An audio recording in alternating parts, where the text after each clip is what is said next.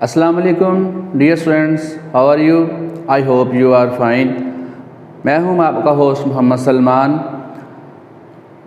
इस लेक्चर में हम बटन जो फर्स्ट ईयर की स्टोरी है बेटा उसको डिस्कस करेंगे, उसको डिफरेंटली डिस्कस करेंगे। किसने लिखी है स्टोरी में है क्या, इसके इम्पोर्टेंट कैरेक्टर्स कौन कौन से हैं और इसके अंदर इम्पोर्टेंट पैराग्राफ कौन से हैं, इसके मोस्ट इम्पोर्टेंट क्वेश्चंस बोर्ड्स के अकॉर्डिंग। ये सब शुरू करने से पहले मैं आपसे एक दरख्वास्त करूंगा कि हमारा चैनल सबसे पहले सब्सक्राइब करें ताकि आपको हर सब्जेक्ट की जो नई आने वाली वीडियो है वो आपको मिल सके। साथ इसके एक बेल आइकन बटन है वो भी प्रेस कर दें ताकि आपको इसका नोटिफिकेशन आसानी से मिल सके। So let's start our today's topic button. बेटा बटन जो स्टोरी है वो जून 1970 में लिखी गई। रिचर्ड मैथसन नामी एक अमेरिकन राइटर है, उसने लिखी। रिचर्ड मैथसन जो एक मॉडर्न राइटर भी समझा जाता है, वो बेसिकली लिटरेचर के फिक्शन, फैंटेसी और साइंस फिक्शन जानराज के ऊपर ज़्यादा काम करता है। वो एक स्क्रीन प्ले राइटर था बेसिकली। बटन को हम डिफरेंट व्यूज़ से इसके एनालिसिस करेंगे। सबसे पहले हम इसका प्लॉट इंट्रोडक्शन देखेंगे, इसके अंदर जो मेन इंपॉर्टेंट कैरेक्टर्स हैं उसको डिस्कस करेंगे। उसके बाद जो पेपर पॉइंट ऑफ व्यू के हवाले से जो मेजर ऑब्जेक्टिव पोर्शंस हैं, सिनोनिम्स, हम उसको डिस्कस करेंगे। उसके बाद इम्पॉर्टेंट क्वेश्चंस और उनके आंसर्स जो प्रीवियस पास्ट पेपर्स में और मुख्तलिफ जो बोर्ड्स हैं उनके हवाले से इम्पोर्टेंट क्वेश्चंस हैं हम वो डिस्कस करेंगे। और एंड पे जो मोस्ट इम्पॉर्टेंट पैराग्राफ्स हैं इस लेसन में और जो पास्ट पेपर्स में भी आ चुके हैं हम उसको डिस्कस करेंगे। सबसे पहले ये जो स्टोरी है इसमें जो राइटर ने एक बड़ी अच्छी टेक्निक इस्तेमाल की है। This story has been written by a modern American story writer Richard Matheson. In this story he very beautifully presents human inclinations. This story depicts the temptations and fall, woman's weakness before irresistible and sweeping power of money is exposed. ये story अगर मैं relate करूं उस temptation story से जो Adam और ewe की है, जो सैटन ने उसको उस प्लाट को बनाया, तो ये बेजाना होगा। इस स्टोरी में हम देखते हैं कि it is a kind of fantasy. So what is fantasy? सबसे पहले बेटे आपके माइंड में ये आता होगा कि फैंटेसी है क्या। तो fantasy is activity of imagining impossible और इम्प्रोबेबल थिंग्स। इसके अंदर ऐसा समझ लें कि बिल्कुल एक मनगढ़ंत कहानी होती है जिसके अंदर सुपर नेचुरल्स मशीनरी इस्तेमाल की जा सकती है, मुख्तलिफ ऐसी चीज़ें जिस समझ लें कि अनबिलीवेबल काइंड ऑफ स्टोरी होगी ये, जो राइटर खुद से जो है ना एक इसको तख्लीक करता है और डिफरेंट काइंड्स ऑफ स्टोरीज़ और कैरेक्टर्स इंक्लूड करता है और इसका जो मॉरल लेसन है वो हमें रीडर्स को पढ़ने को मिलता है। सो सबसे पहले स्टोरी का जो प्लॉट है उसको डिस्कस करने से पहले इसके जो मेन कैरेक्टर्स हैं मैं आपको उसके बारे में बताना चाहूँगा। सबसे पहले जो मेन कैरेक्टर है जो थ्रू आउट द प्लॉट हमें देखने को मिलेगा और जो राइटर है रिचर्ड मैथसन ने बड़े अच्छे तरीके से इसको अपना एक माउथपीस बनाया, इसको अपना वेपर बनाया और उसके जो राइटर के माइंड के अंदर जो चीज़ थी उसने इस कैरेक्टर के थ्रू हमारे तक एक्सपोज की। वो है Norma. Norma is a selfish and impulsive kind of women. She is a greedy women. Arthur की वो बीवी है। आर्थर लुइस एक ऐसा कैरेक्टर है जो बिल्कुल इसके अपोजिट है। बड़ा हम्बल, बड़ा सेंसिबल, बड़ा लॉजिकल और थोड़ा सा अफ्रेड टाइप जो है ना, थोड़ा सा डरा हुआ, सहमा हुआ, चीज़ हर कदम फूंक के रखने वाला कैरेक्टर है। और जो तीसरा मेजर कैरेक्टर है इसके अंदर वो है मिस्टर स्टुअर्ट। बड़ा मिस्टीरियस, डिस्टर्बिंग सा, एक चारा डालने वाला, करैक्टर है इसके अंदर जो बटन यूनिट लेके आता है और इनको एक $50,000 की ऑफ़र भी देता है। हालांकि इसके बैकग्राउंड का राइटर ने खुल के जिक्र नहीं किया। जहां तक हमें पता चलता है वो ये कहता है कि मेरी जो ऑर्गेनाइजेशन है वो इंटरनेशनल स्कोप की हामिल है जस्ट। लेकिन अगर हम इसके स्टोरी के टाइटल को देखें तो इसके अंदर एक बटन बड़ा इंपॉर्टेंट रोल प्ले कर रहा है थ्रू आउट द स्टोरी। हर बंदा, हर जो कैरेक्टर है इसके अंदर बटन यूनिट के ऊपर बात करता हुआ नजर आता है। So button unit is a type of tool to describe the main story. So let's start story introduction. इस स्टोरी के अंदर है क्या, बेसिकली प्लॉट क्या है, हम वो डिस्कस करेंगे। The writer has presented the conflicts in Norma's mind with wonderful psychological touches. How gradually she falls in the clutches of temptations for $50,000. Her half-hearted resistance against the temptation and final impulsive surrender when she pushes the fatal button which brings great disaster in the form of her husband's death.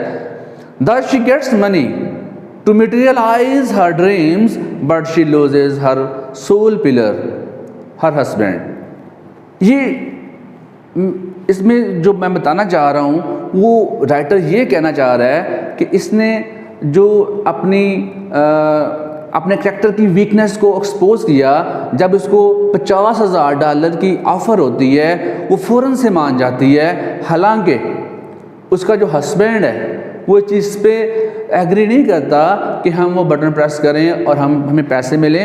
हमें अपने dreams fulfil करने के लिए कोई shortcut नहीं लेना चाहिए। We will gate Norma, वो कहता है हम हासिल करेंगे, ठीक है, लेकिन ऐसे नहीं जैसे तुम चाह रही हो। सबसे पहले हम देखते हैं button is a short story about a husband and wife, Norma and Arthur Lewis, who are offered a deal by Mrs. Stewart for $50,000. If they choose to push the button, someone they don't know will die and they will receive the money. The husband and wife receives a box containing a button. Shortly after receiving the button, Mrs. Stewart appears at their door and offers them the deal. Writer कहता है कि button एक छोटी story है जो एक husband और wife को एक टेम्पटेशन मिलती है $50,000 की। $50,000 उनको मिलेंगे एक बटन प्रेस करने की सूरत में। और क्या होगा बटन प्रेस करेंगे तो ऐसा शख्स दुनिया में मारा जाएगा जिनको वो जानते नहीं है। तो ये स्टोरी है इसके अंदर। तो उनको एक कार्टून मिलता है जिसके अंदर ये जो बटन यूनिट है वो लगा होता है। मिस्टर नामी एक शख्स उनको ये चीज़ ऑफर करता है। He makes it clear that whomever pushes the button does not have to see the unknown person die. The wife Norma sees it as an opportunity to make money. The husband Arthur views pushing the button as murder. वो इस चीज़ को समझता है कि अगर हम किसी को बटन यूनिट प्रेस करने से कोई मरता है तो it's a kind of murder. Just हम महज अपने लालच के लिए किसी को कत्ल नहीं कर सकते। The couple debates for few days on whether or not to push the button. ये जो कपल है काफ़ी देर तक इस चीज़ के ऊपर बहस करता रहा कि आया हमें बटन प्रेस करना चाहिए कि नहीं करना चाहिए। दो मुख्तलिफ अपोजिट फोर्सेस काम कर रही हैं, दो मुख्तलिफ साइकोलॉजिकल जो माइंड्स हैं वो इसके ऊपर काम कर रहे हैं। वो क्या, एक नॉर्मा जो ग्रीडी टाइप ऑफ वुमेन है वो अपने हस्बैंड को कायल कर रही है कि हम बटन प्रेस कर दें तो इसके बदले में हमें पैसा मिलेगा, हमें अपने वो ड्रीम्स फुलफ़िल करने में मदद मिलेगी, हम अपना घर ले सकेंगे किसी जजीरे के ऊपर, हमारे पास गाड़ी होगी, हमारे पास अच्छा फर्नीचर होगा, हम यूरोप का ट्रिप भी कर सकेंगे। लेकिन इसका जो हस्बैंड आर्थर है, आर्थर लुइस है, वो इस चीज़ को डिनाई करता रहा है, शुरू से ही डिनाई करता रहा है। So the couple debates for few days on whether or not to push the button. Eventually, Norma pushes the button. Even though her husband views it as a murder and her husband dies in a train accident as a result. लेकिन Norma अपने husband की बात को deny करती है। जब वो एक सुबह ऑफिस जा चुका होता है तो पीछे से वो बटन प्रेस कर देती है। इसके बदले में क्या होता है, उसका अपना ही हस्बैंड इस ट्रेन एक्सीडेंट में, जो छोटे से एक सबवे में होता है, जो एक हजूम धकेलता हुआ उसको फेंकता है, वो आगे गिर के इस एक्सीडेंट में मर जाता है। उसे एक लियोनिक्स नामी एक हॉस्पिटल से कॉल भी आती है कि आपका हस्बैंड जो है ना मर चुका है। इसके बाद वो कॉल बैक करती है मिस स्टुअर्ट को। She receives a cheque for $50,000 for husband's life insurance. होता क्या है कि वो $25,000 की उसके हस्बैंड की इंश्योरेंस होती है, जो उसको डबल इंडेमनिटी के साथ मिलती है। इसकी इंश्योरेंस की जो सिग्निफिकेंस है वो बड़ी इंपॉर्टेंट है इसके अंदर, ठीक है। तो जो एक मिस्टीरियस स्टोरी है वो भी हमें डिफरेंट क्लूज इसके अंदर से मिलते हैं। बहरहाल Norma accuses Mrs Stuart of lying and he asks her if she ever really knew her husband. जब उसे कॉल करती है तो आगे से वो कहता है, क्या आप समझती हैं कि आप सही मानों में अपने हस्बैंड को जानती थी, उनको अंडरस्टैंड करती थी? क्या आपकी और उसकी अंडरस्टैंडिंग थी? तो ऑब्वियसली जो रीडर्स हैं वो कहते हैं कि इन दोनों की जो आपस की अंडरस्टैंडिंग है वो नहीं थी।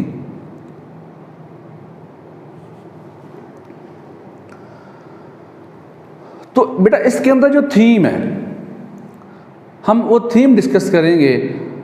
The story button certainly gives a moral lesson. Basically it is that contentment is needed where temptation poses a great danger to human characters। यानी कि हमें कंटेंटमेंट के साथ ज़िंदगी गुजारनी चाहिए। हमें ग्रीडी टाइप ऑफ कैरेक्टर हमें नहीं रखना चाहिए अपने अंदर। हमें हमेशा आजिज़ी इंकिसारी से काम लेना चाहिए। हमें पैसे के पीछे नहीं भागना चाहिए, ठीक है। Worldly desires sometimes become a great enemies of a man। यानी कि जो दुनियावी ख्वाहिशात हैं वो इंसान की जहन के ऊपर, इंसान के कैरेक्टर्स के ऊपर हावी हो सकती हैं, लेकिन इसका जो रिज़ल्ट है वो आप देख सकते हैं कि आर्थर की शक्ल में आपको पे करना का पड़ सकता है। हमें अपनी लाइफ में कभी भी शॉर्टकट नहीं लेना चाहिए। Through hard working we can earn our money, our livelihood। So हमें इन चक्रों में नहीं पढ़ना चाहिए। राइटर हमें ये सबक भी इसके अंदर देता है। So इसके अंदर कहता है listen to people who love you. अपने प्यारों की बात गौर से सुने जो आपसे मोहब्बत करते हैं। आपने देखा कि आर्थर ने टाइम एंड अगेन नॉर्मा को मना किया कि इस चक्कर में ना पड़ें। हमें कोई फाइनेंशियली हमें कोई नहीं चाहिए कुछ भी, जबकि हमारे पास सब कुछ है, और जो बाकी बचेगा we will get by hard working. So इसके अंदर एक नेचुरल जस्टिस भी हमें मिलता है कि इंसाफ इसके अंदर खुद ही जो है ना वो हो गया। We are paid for whatever we do sometimes in quite mysterious way. So मैंने जो इसके अंदर ये जो एनालाइज किया है बच्चों, वो ये कि वेस्टर्न कल्चर के अंदर जो फैमिली लाइफ है वो बड़ी डिस्टर्ब्ड है। हर बंदा बिजी है, हर बंदा अपनी जॉब्स कर रहा है, पैसे के पीछे भाग रहा है। हम रिश्तों को इतना टाइम नहीं दे पाते कि हम इजीली इनको अंडरस्टैंड कर सकें। Hollow relationships in Western countries is the biggest theme of this lesson. खोखले लोग हैं, इवन कि मियाँ बीवी हस्बैंड एंड वाइफ एक दूसरे को सही मानों में टाइम नहीं दे पाते, दोनों को अंडरस्टैंड आपस में एक दूसरे की अंडरस्टैंडिंग को, फीलिंग्स को समझ नहीं पाते कि हम चाहते क्या हैं। तो अगर इस स्टोरी को हम थीमेटिकली हम देखें तो जो नॉर्मा है वो एक रोल प्ले कर रही है जैसे ईव थी, आर्थर रोल प्ले कर रहा है जैसे एडम था, और स्टीवर्ट जो टेम्पटेशन देता है वो एक सैटन के तौर पर रोल प्ले कर रहा है, और जो बटन है बिल्कुल उस फॉरबिडन ट्री की तरह, उस फॉरबिडन एप्पल की तरह रोल प्ले कर रहा है जैसे उस स्टोरी में बयान किया गया है। सो ये मेरी एक पर्सनल ऑब्जर्वेशन है, ठीक है, ये may be might I am wrong. इसके बाद बेटा जो paper point of view story आपको समझ आ गई होगी, हो ठीक है। सिनोनिम्स की हम बात करते हैं, जो पार्ट 1 में ऑब्जेक्टिव 20 नंबर की आती है, उसमें 4 नंबर्स के एमसीक्यूज और सिनोनिम्स जो बुक 1 से आएंगे वो हम डिस्कस करेंगे।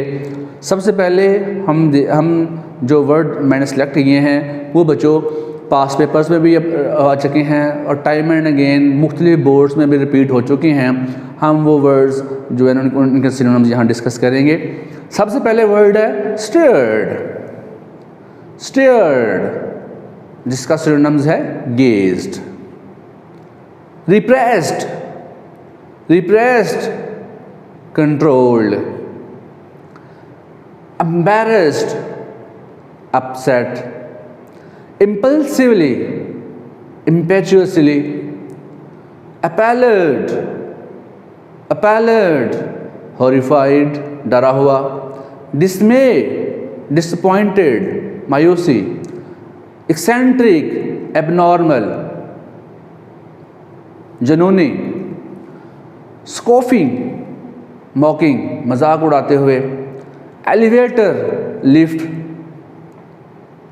गैजेट, डिवाइस, आला, astounded, astonished,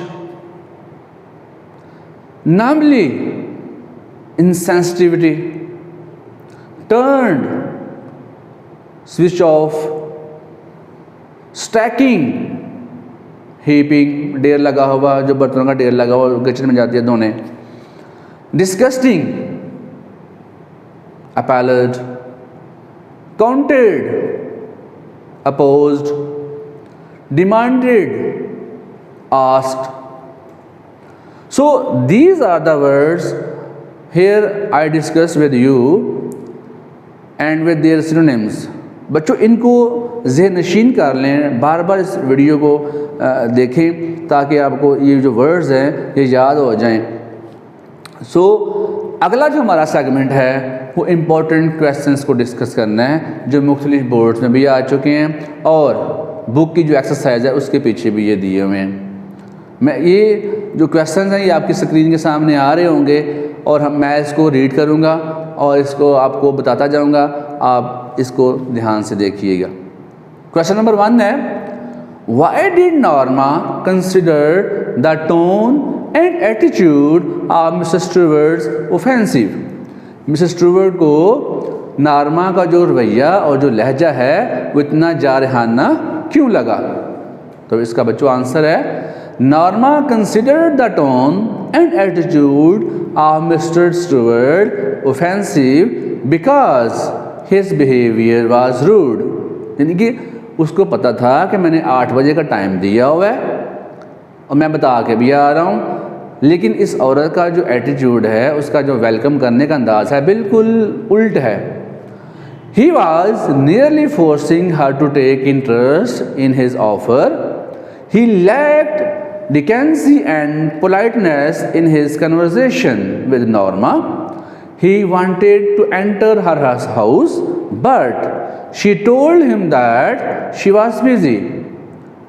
He should have walked away, but he still insisted her to take interest in his offer. यानी कि नॉर्मा ने उसको अच्छे तरीके से वेलकम नहीं कहा, उसको ऑफ़र भी बताई, लेकिन वो आगे से उसको अच्छे तरीके से मतलब उसको फिर भी वेलकम नहीं कर रही। दैट्स वाई जो मिसेस स्टूवर्ट था वो थोड़ा सा ऑफेंसिव हुआ। सेकंड क्वेश्चन है, why did Arthur disagree with his wife. जब उसने ऑफर दे दी $50,000 की और इसके बदले में क्या उन्होंने करना था कि बटन को प्रेस करना था और इसके बदले में कोई मर्डर होगा जिसे वो नहीं जानते होंगे, ठीक है। लेकिन आर्थर इसको बार बार मना कर रहा था कि हमें ये ऑफर कबूल नहीं है। तो बच्चों इसका आंसर क्या होगा? Arthur disagreed with his wife because he thought that it was immoral to kill someone just for the sake of money. It was a murder.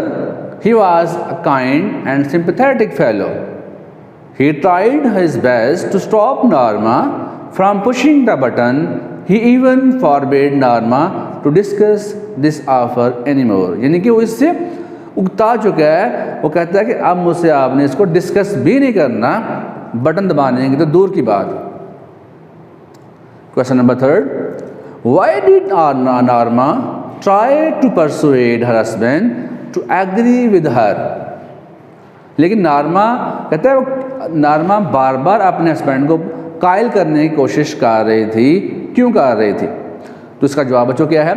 Norma tried her level best to convince her husband to agree with her to accept offer of $50,000. She wanted to improve her lifestyle. She dreamed of living a luxurious life. She was not satisfied with her present standard of living. She thought that this offer was golden opportunity to realize her dreams. यानी कि वो अपना lifestyle जो है ना वो improve करना चाहती थी। अच्छी गाड़ी, अच्छा घर, एक जजीरे पे घर होना चाहिए, ठीक है, अच्छा फर्नीचर और बहुत सारा जो है ना उसके पास पैसा होना चाहिए। Question number 4. What were the reasons Norma gave to her husband to accept the offer? What were the reasons? क्या वो जो हाथ थी Norma gave to her husband, जो Norma ने अपने हस्बैंड को दी to accept the offer, कि वो ऑफर कबूल करे। तो इसका जवाब बच्चों क्या है? Norma wanted to improve her lifestyle. She gave many reasons to her husband to accept. She told him that they would visit Europe, they would buy a cottage on the island, they would purchase nicer apartment, nicer furniture, nicer clothes and a car. She tried her best to convince him. Question number 5. Why did Stewart continue persuading Norma? अच्छा, इसमें एक बड़ा interesting question है ये वाला कि Stuart ने Norma ही को क्यों जो है ना चूज़ किया, ये टारगेट अपना क्यों टारगेट बनाया, उसने आर्थर को क्यों नहीं बनाया। तो साफ जाहिर होता है कि नॉर्मा एक वीक टाइप ऑफ करैक्टर है, वो ग्रीडी करैक्टर है, वो फाइनेंशियली मतलब खुद को इन्हेंस करना चाहती है। और जो आर्थर है बिल्कुल इसके अपोजिट, एक लॉजिकल, बड़ा हम्बल और बड़ा सोच विचार करने वाला और मेहनती टाइप ऑफ करैक्टर है। तो इसका आंसर क्या होगा? Mister Stewart was a very clever person. He was a mind reader. He had known the nature of Norma. He saw through her greedy nature. He knew it well that her greedy instinct would force her to take interest in his offer. Finally, he succeeded and got Norma to push the button. तो उसने इसको राजी कर लिया। Question number 6. What was the message Norma received on pushing the button? Answer. Norma received a very shocking message on pushing the button. Someone informed her on phone about the subway accident in which her husband had died. This message jolted her emotionally and physically. She was not in her senses. She lost control over herself. यानी कि जब उसको phone आता है तो वो पागल से हो जाती है, उसके अंदर एक सर्दी की लहर दौड़ जाती है, उसका जिस्म ठंडा पड़ जाता है और वो टूट जाती है जज्बाती और जिस्मानी तौर पे। Question number 7, what is the significance of Arthur's life insurance policy. यानी कि $50,000 जो उसको मिलने थे, जो इस लेसन के अंदर बार बार डिस्कस किया गया है और बड़ा एक क्रक्स टाइप ऑफ मतलब एक सिग्निफिकेंस है इसकी $50,000 की। तो कहता है उसकी इंश्योरेंस की क्या इंपॉर्टेंस है इस लेसन के अंदर। Answer, Arthur had purchase a life insurance policy of $25,000 which was to become double in case of his death. It was very ironic that Norma was about to receive her husband's $50,000 over the death of her husband. She had unintentionally killed her husband to get money. अब बात क्या है, यानी कि जो button press करने से को मर्डर करने से उसको $50,000 मिलने वाला नहीं था। ये वही पैसा था जो मिस्टर आर्थर ने अपनी $25,000 की इंश्योरेंस करवाई हुई थी कि अगर इन केस ऑफ एक्सीडेंटल डेथ, अगर उसकी मौत वाक़या होती है तो बदले में उसके जो वारिसीन हैं, उसके जो वारिस हैं, ऑब्वियसली उसकी वो नॉर्मा मिसेस थी, उसको मिलने थे वो डबल हर्जाने के साथ, इंडेमनिटी के साथ मिलने। 25,000 कन्वर्ट हो गया $50,000 में। तो उसको अफसोस भी है कि मैंने इसके साथ अपना हस्बैंड भी खो दिया। Question number 8, did Norma remain normal on hearing the news of accident of her husband. यानी कि वो नॉर्मल रही अपने हस्बैंड की मौत की न्यूज़ सुन के कि क्या था उसको।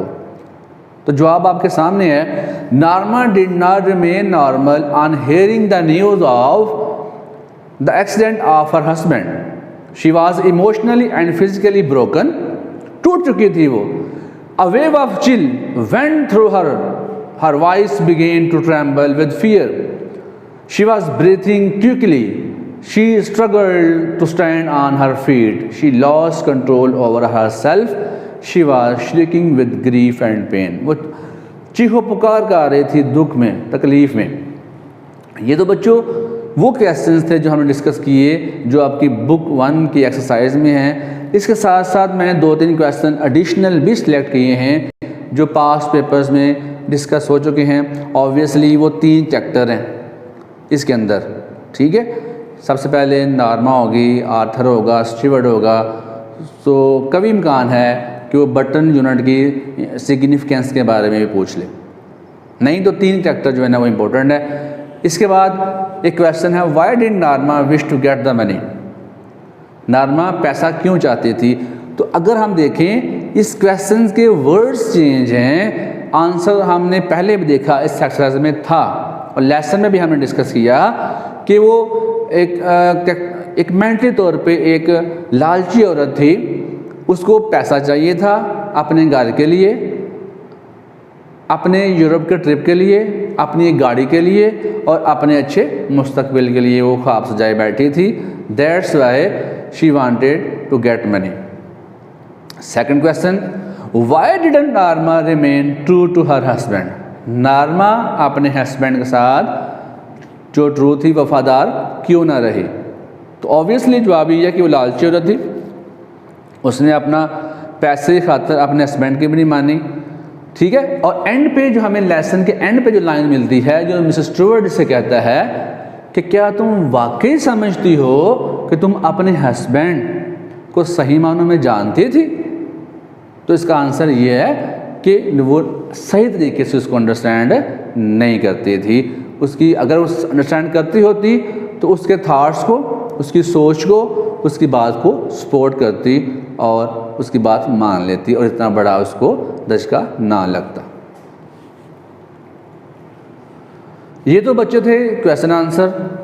अब हम डिस्कस करने जा रहे हैं इम्पॉर्टेंट पैराग्राफ्स जो पास्ट पेपर्स में आ चुके हैं या पेपर पॉइंट ऑफ व्यू से इस लेसन के अंदर जो अहम पैराग्राफ्स हैं ट्रांसलेशन के लिए, वो हम डिस्कस करेंगे। मैं पढ़ूंगा जो पैराग्राफ्स ट्रांसलेशन के साथ आपकी स्क्रीन पे भी आपको नज़र आ रहे होंगे, उसको ध्यान से मेरे साथ देखिएगा, पढ़िएगा। अगर पॉसिबल हुआ तो आप बुक ले लें, नहीं तो मेरे साथ आप इसको देख सकते हैं। सबसे पहला जो पैराग्राफ है वो है, they went into the living room and Mr Stuart sat in Norma's chair. वो कमरे में आ गए और मिस्टर स्टुअर्ट नॉर्मा की चेयर पे, नॉर्मा की कुर्सी पे बैठ गया। He reached into an inside coat pocket and withdrew a small sealed envelope. यानी कि उसने अपने कोट के अंदर वाली जेब में हाथ डाला और जो बंद लिफाफा था वो बाहर निकाला। Inside here is a key to bell unit dome, he said. Arthur कहता है कि इसके अंदर एक चाबी है। He set the envelope on the chair side table. उसने जो एनवेलप था वो जो साइड टेबल बना होता है कुर्सी के साथ जो एक टेबल पड़ा हुआ था उसने उसके ऊपर रख दिया। The bell is connected to our office. वो कहता है ये जो घंटी, ये जो बेल है ये हमारे ऑफिस से मुंसलिक है। ये बेटो पैराग्राफ जो है लाहौर बोर्ड में, गुजरांवाला बोर्ड में भी आ चुका है। जो नेक्स्ट पैराग्राफ मैं आपके साथ डिस्कस करने जा रहा हूँ वो मुल्तान बोर्ड में भी और लाहौर बोर्ड में भी आ चुका है। वो पैराग्राफ है, the package was lying by the front door. जो पलंदा था वो सामने दरवाजे के बाहर पड़ा हुआ था। Norma saw it as she left the elevator. Norma ने जब लिफ्ट छोड़ी तो उसने इसको देखा। Well of all the nerve she thought. उसने पूरी जुर्रत से, पूरे अपने होशो आवास में अपने असाब को कंट्रोल करते हुए सोचा। She glared at the carton. उसने इसको गौर से देखा, घूरते हुए देखा। She unlock the door. उसने दरवाज़ा खोला। I just wouldn't take it in. मैं इसको अंदर नहीं लेके आऊँगी। She went inside and started dinner. वो अंदर चली गई और उसने रात का खाना खाने लगी। जो नेक्स्ट पैराग्राफ है वही बच्चों गुजरांवाला बोर्ड में भी, लाहौर बोर्ड में भी और रावलपिंडी बोर्ड में भी आ चुका है।